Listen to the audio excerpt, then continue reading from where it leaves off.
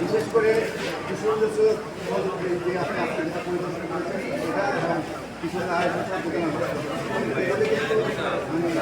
নারীর সংখ্যাটাই নার্স নাই, সেবা নাই, মানে নাই বলতে আপনি যেটা বলবেন 99% নাই। মোটামুটি আজকে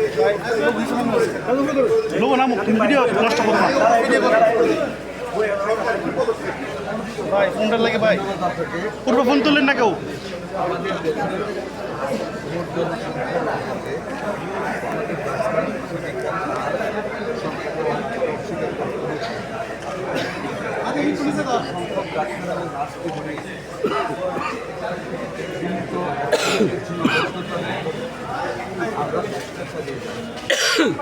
মাত্র 3 মাস 7 দিন গত 17টি বছর ফেসিবাদের আমলে আমি তত্ত্বাবধায়কের সময় এই দেশে স্বাস্থ্য খাতে বরাদ্দকৃত টাকা লুটপাট করেছে। ইউনিসেফ, গ্যাবি, এডিবির পক্ষ থেকে বারবার 5 বার তারা রিকোয়েস্ট করা সত্ত্বেও প্রাইভেট লোকদের কাছে সেই হামনের টিকা সহ অন্যান্য টিকা কিনে ব্যক্তিগতভাবে লাভবান হওয়ার জন্য তারা আন্তর্জাতিক পর্যায়ে টিকা কালেক্ট করতে যায় না। এটা একটা প্রবলেম। যেসব মেশিন ইম্পোর্ট করে টাকা মারা যাবে বেশি, এরকম বহু রেডিও থেরাপির মেশিন কিনে বিভিন্ন জায়গায় ফেলে রেখেছে, এগুলো অবসলিট হয়ে গিয়েছে। আমি ভিজিট করেছি খুলনা, ভিজিট করে অনেক জায়গায়। কোনো স্ট্রাকচার ডিজাইন করে জনগণের প্রয়োজন চাহিদা অনুযায়ী করা হয় না। আমরা একটা অত্যন্ত বিপজ্জনক এবং অত্যন্ত সীমাবদ্ধতার ভিতরে আমরা একটা ক্ষমতা গ্রহণ করেছি। আমাদের সাথে কোনো অর্থনীয় ছিল না যে আমরা রাতারাতি এর মধ্যে মিজেল অ্যাটাক করেছে আমাদের। এই মিজেল অ্যাটাকের পিছনে বিগত 2 সরকার দায়ী। তারা হামের টিকা 2020 সনের ডিসেম্বর মাসে প্রত্যেক 4 বছর পর পর এমআর টিকার ক্যাম্পেইনিং করার কথা ছিল। 2020-এর ডিসেম্বরের পরে তারা সেটা করেন, যেই কারণে আমাদের উপরে সে করেছে। আপনাদের সকলের সহযোগিতায়, আল্লাহর অশেষ সম্মতে, ডোনার কান্ট্রিগুলিদের সহযোগিতায় আমরা আমাদের মাননীয় প্রধানমন্ত্রীর গতিশীল এবং সুচিন্তিত নির্দেশনা আমরা অতি স্বল্প সময়ের মধ্যে বলতে পারে উইদিন 15 ডে আমরা এই টিকার সরবরাহের ব্যবস্থা করেছি। এর মধ্যে সরবরাহ দেরি হলে আমাদের আরও লোক মারা যেতে পারে।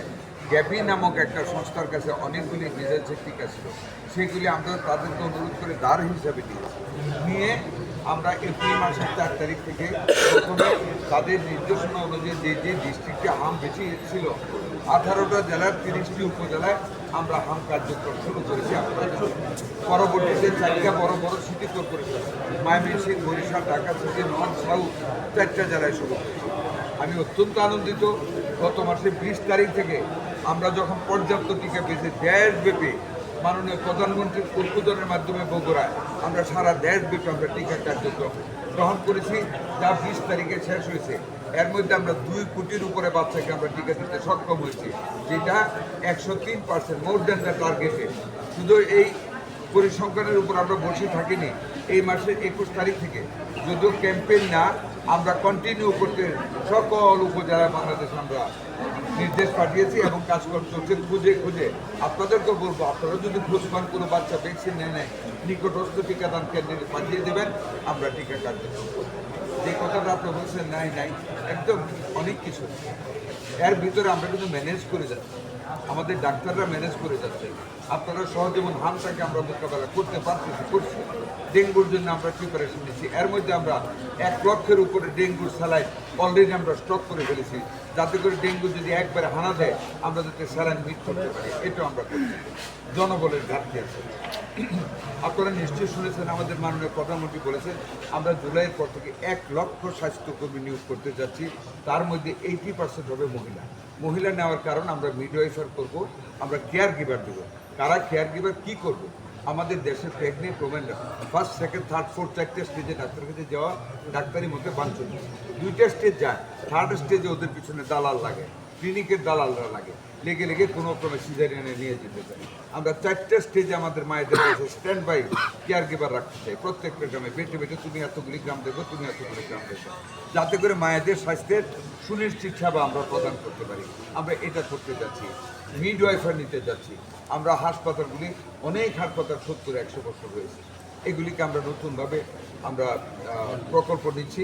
ইনশাল্লাহ এইবারের বাজেটে আমাদের মাননীয় প্রধানমন্ত্রী দেশের স্বাস্থ্যসেবার খাতে দ্বিতীয় বৃহত্তম বাজেট আমাদেরকে দিচ্ছে। ইনশাল্লাহ ফ্রম দ্য ডে 1 জুলাইয়ের 1 তারিখ থেকে আমরা সকল